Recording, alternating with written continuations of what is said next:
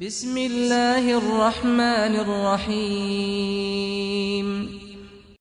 نام ہے علی کا سب پکارتے ہیں رضا، نام ہے علی کا۔ اعوذ باللہ من الشیطان اللعین الرجیم، بسم اللہ الرحمن الرحیم، الحمدللہ رب العالمین،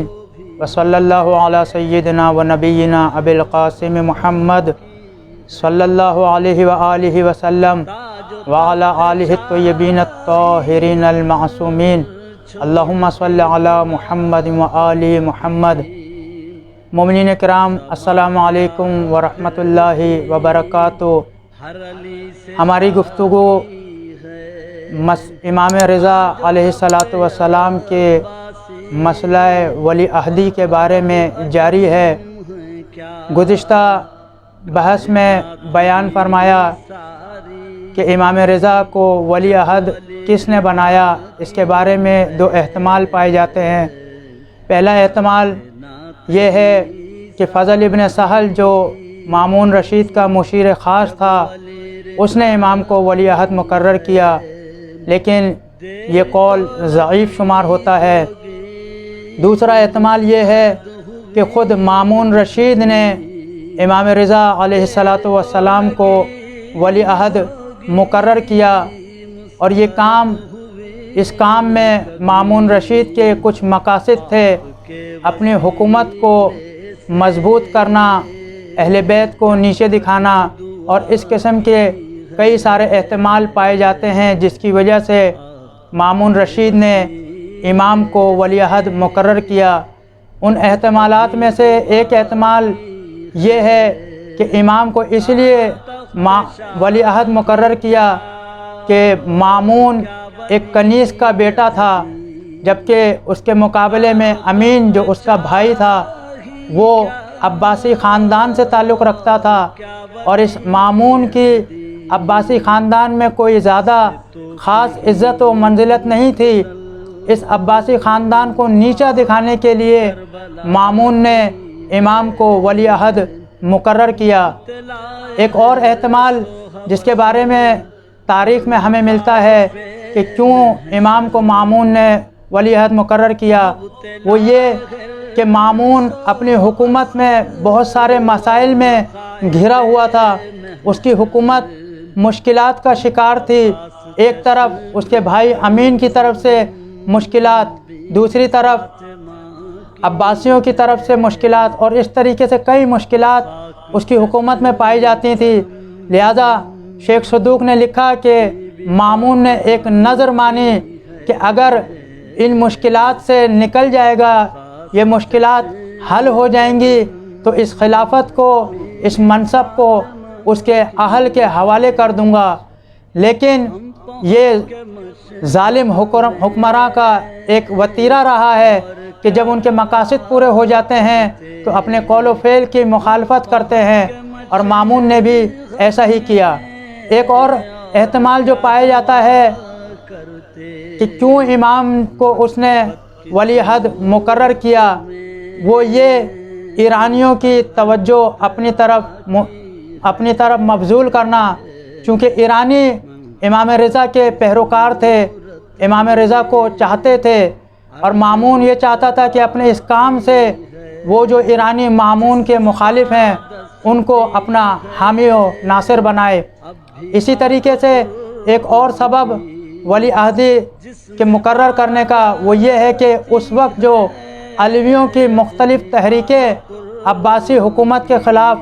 اٹھ رہی تھی، مختلف طریقوں سے جو علوی مامون رشید اور عباسیوں کی مخالفت کر رہے تھے، ان تحریکوں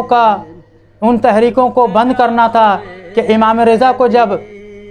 ولی عہد مقرر کرے گا تو یہ امام کے چاہنے والے جو امام کے حق میں مختلف تحریکیں سے اٹھ رہے ہیں، ان تحریکوں کو دبایا جا سکے۔ ایک اور سبب وہ یہ ہے کہ خود مامون اس کام سے امام کی روحانی ساخت کو خراب کرنا چاہتا تھا، اور یہ معاملہ اگر ولی عہدی پہ ہم تھوڑا سا غور کریں تو یہ معاملہ وہی معاملہ ہے جو امیر شام نے امام حسن کے ساتھ کیا، اور وہاں پہ بھی کئی مقاصد پائے جاتے تھے۔ اس میں سے ایک مقصد یہی تھا کہ امیر شام امام حسن کی روحانی ساخت کو خراب کرنا چاہتا تھا، اور مامون کا مقصد بھی یہی تھا کہ اگر امام ولی عہدی پر آ جاتے ہیں تو اس طریقے سے ایک شور مچائے کہ علی ابن موسیٰ رضا حکومت کی لالچ میں ہیں، دنیاوی منصب کے لالچ میں ہیں۔ اس طریقے سے امام کی روحانی ساخت کو خراب کرنا چاہتا تھا۔ لیکن چونکہ امام ہوتا ہے، وقت کے تمام تقاضوں کو سمجھتے ہوئے اپنی ذمہ داریوں کو ادا کرتا ہے، اور یہاں پر بھی امام رضا مامون کے مقاصد کو سمجھ چکے تھے، اسی لیے امام نے ولی عہدی کو قبول کیا مجبوراً اور مصلحتاً، اور ساتھ میں شرائط بھی بیان کی۔ اور یہ شرائط جس طریقے سے امام حسن نے صلح قبول کر کے امیر شام کے چہرے کو مسخ کر دیا تھا کہ امیر شام کا اسلام سے کوئی تعلق نہیں ہے، اسی طریقے سے امام رضا نے جو شرائط رکھی اور شرائط کے ساتھ ولی عہدی کو قبول کیا، یہ مامون رشید کے چہرے کو مسخ کر دیتی ہیں۔ وہ تمام مقاصد جو مامون رشید چاہتا ہے ان کو ختم کر دیتی ہیں، اور امام نے کہا کہ میں اس شرط پر ولی عہدی کو قبول کروں گا کہ میرا کوئی حکومتی معاملات میں کوئی دخل نہیں ہوگا، میں نہ کسی کو کسی مقام پر کسی منصب پر فائز کروں گا، نہ کسی کو معزول کروں گا، اور نہ میں کسی رسم و رواج کو رائج کروں گا، اور نہ ہی کسی کے خاتمے کے لیے کوئی حکم دوں گا، اور نہ ہی کوئی حکومتی معاملات میں مشاورت کروں گا، اور نہ ہی کوئی مشورہ دوں گا۔ یہ وہ تمام شرائط، وہ تمام چیزیں تھیں کہ جن کی وجہ سے مامون رشید کا وہ مقصد جو اپنی حکومت کو مضبوط کرنے کے لیے وہ چاہ رہا تھا، امام نے ان شرائط کے ساتھ اس مقاصد کو پامال کر دیا۔ عزیزان، مسئلہ یہاں پر بھی وہی ہے کہ کیوں یہ وقت کے ظالم حکمراں امام وقت کے ساتھ ایسا رویہ اختیار کرتے تھے، اور امام وقت کو مجبور کیا کرتے تھے کہ ان کے یا تو حمایت کریں یا وہ جو کہہ رہے ہیں ان کو قبول کریں۔ اس کی اصل وجہ یہی ہے کہ لوگوں کا امام کا ساتھ نہ دینا،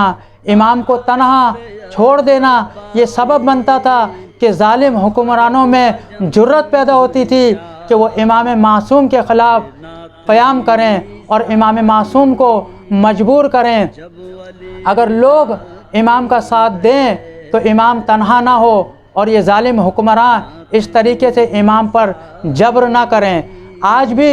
امام زمانہ اسی انتظار میں ہے کہ لوگ تیار ہوں تاکہ امام کا ظہور ہو، اور امام کے ظہور میں ایک سب سے بڑی وجہ یہی ہے کہ ہم نے ابھی تک تیاری نہیں کی ہے، ہم نے امام زمانہ کے لیے زمینہ سازی نہیں کی ہے، تو ہمیں زمینہ سازی کرنے کی ضرورت ہے۔ امام کے لیے ہمہ وقت تیار ہونے کی ضرورت ہے، تاکہ جب امام آئیں تو ہم امام کی آواز پر لبیک کہتے ہوئے ان کی مدد و نصرت کریں۔ ایسا نہ ہو کہ گزشتہ ادوار کی طرح جس طریقے سے گزشتہ ائمہ تنہا رہ گئے، ہمارے وقت کا امام بھی تنہائی محسوس کریں۔ خداوند کریم سے دعا ہے کہ امام زمانہ علیہ الصلاۃ والسلام کے ظہور میں تعجیل فرما، ہمیں امام کے آوان و انصار میں شمار فرما، اور ان کا حامی و ناصر قرار دے، اور تمام مومن و مومنات کو بالخصوص اور بالعموم تمام مسلمانوں کو اس عالمی وبا سے نجات عطا فرما۔ وما علینا الا البلاغ المبین۔ والسلام علیکم ورحمۃ اللہ وبرکاتہ۔